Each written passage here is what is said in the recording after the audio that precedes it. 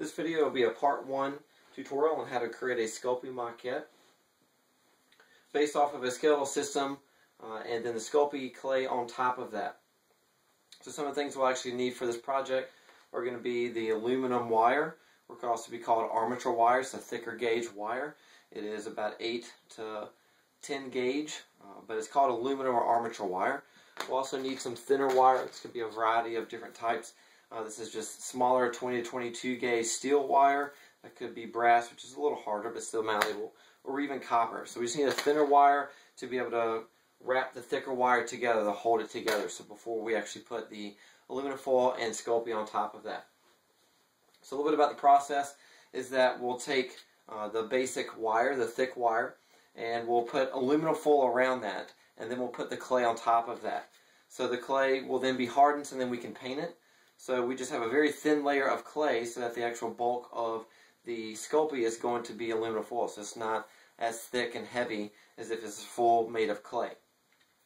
So this kind of process, we'll go through step 1 of creating the wireframe, applying it to the board today. A couple of things you might need are different varying types of pliers and then some cutters.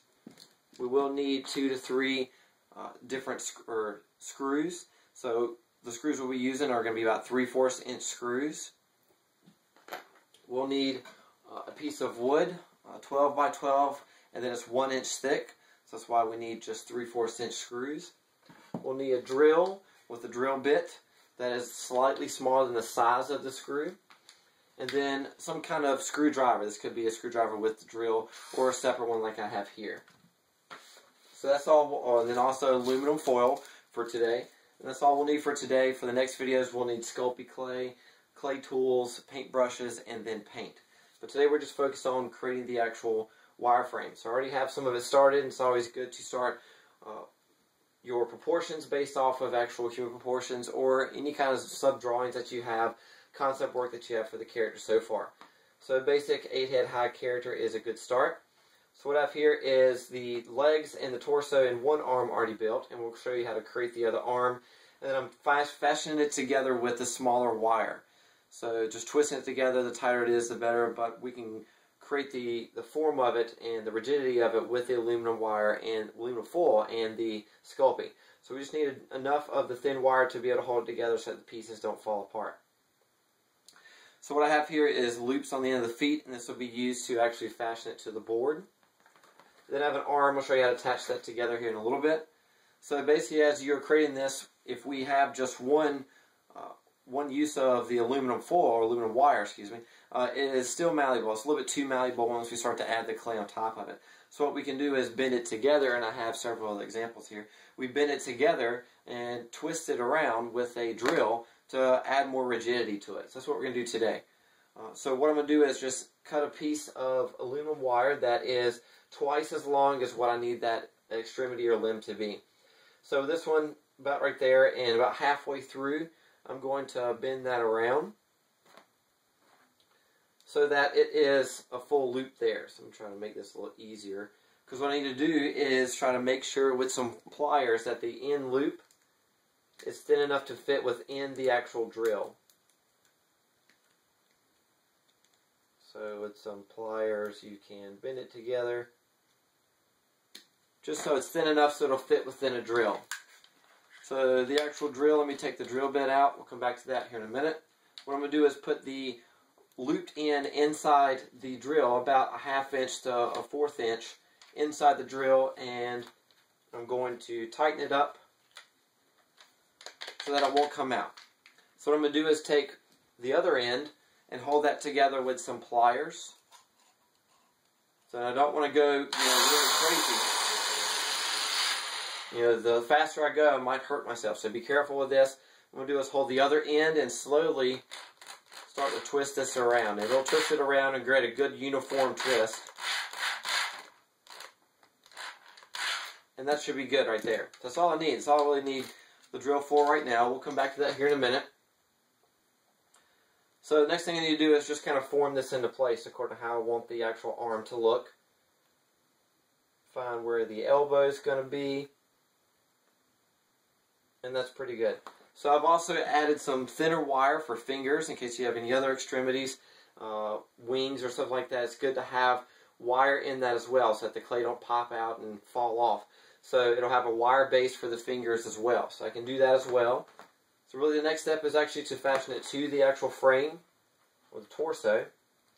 So all you do, there's really not a complete way, exact way to do this every time, but twist it around both sides just to kind of get it so it holds this extremity in place. So it doesn't have to be perfect, but that's all I'm really looking for right there. It's just to hold that in place. So the other side, we do the same thing. Oops.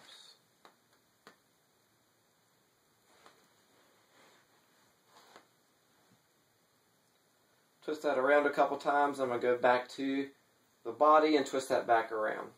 There we go. So that's what I'm looking for, something just to hold the body parts together. Okay, the next step is actually to use a piece of wood.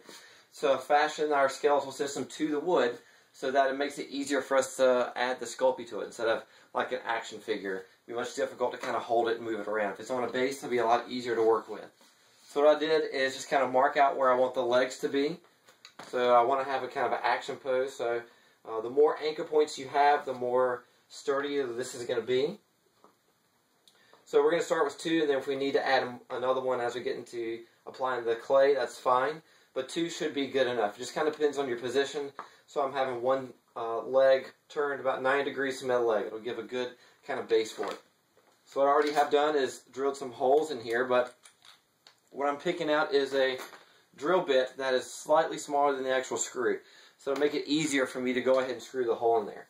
So I'm taking the drill, and with the drill bit just going in maybe about 1/2 inch. And then back out. I'm just going to go through these holes again just to make sure the holes are drilled through.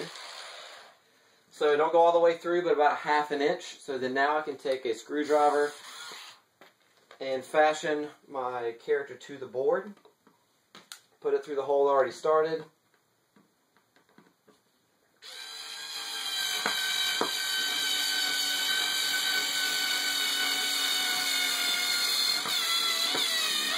I'm going to do one side, and then I'm going to do the other side, then I can kind of position him how I want him to be. So let's just go ahead and put that one in there.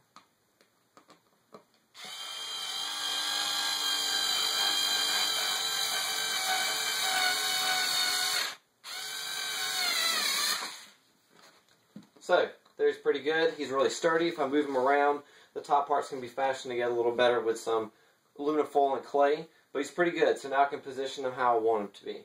So that's on there pretty good. The next step, all you have to do is just get some aluminum foil. So you can take just a strip of aluminum foil.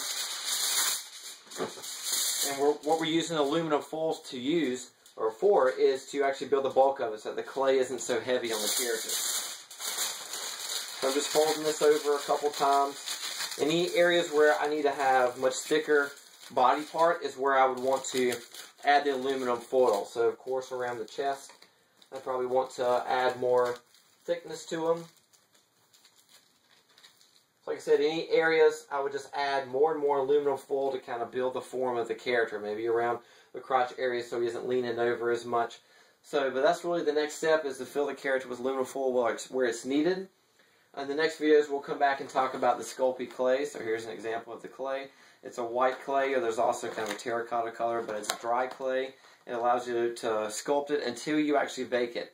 So what we're going to do is bake the clay, and then we'll take some acrylic paint and brushes, so any kind of basic acrylic paint that dries rather quickly, and brushes, and paint on top of that.